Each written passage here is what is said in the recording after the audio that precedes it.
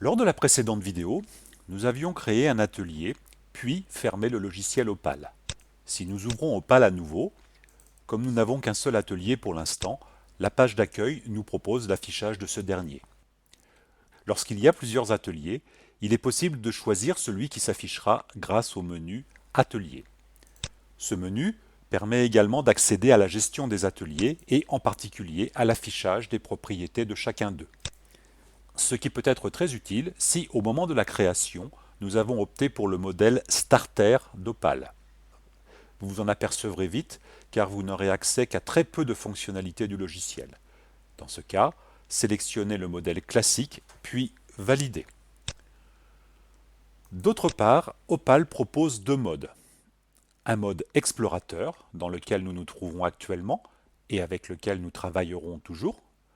Un mode plan, accessible par le menu de configuration. Le mode plan est un mode simplifié. Il est caractérisé, entre autres, par la présence d'un bouton « Créer un contenu » ou bien « Changer de contenu » suivant le contexte. Si vous êtes dans ce mode, repassez en mode explorateur, soit par le menu de configuration, soit par la touche F8 de votre clavier. Le mode explorateur est caractérisé par la présence d'un onglet de publication en bas de l'écran.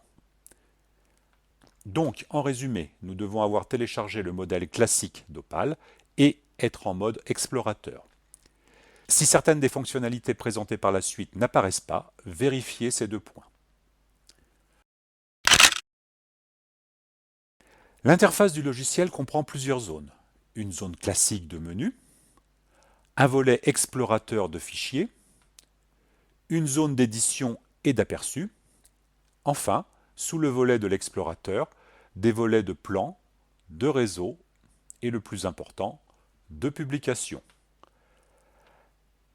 L'affichage de tous ces différents volets est paramétrable par le menu de configuration et leur place dans l'interface, modulable par différentes flèches et icônes avec lesquelles, pour vous familiariser, je vous propose de jouer.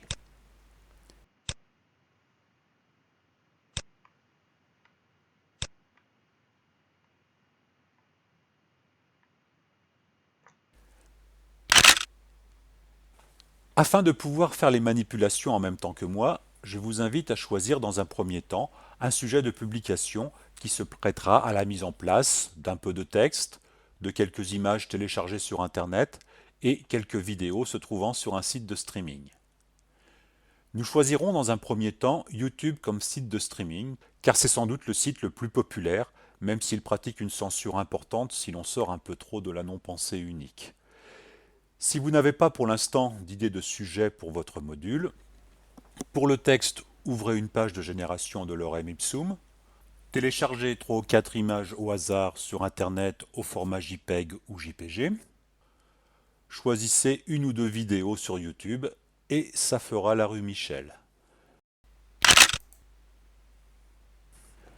Comme nous l'avons vu, au sein de notre atelier, l'interface d'Opal comprend une zone explorateur que nous allons pouvoir organiser à volonté en différents dossiers et sous-dossiers, appelés espaces.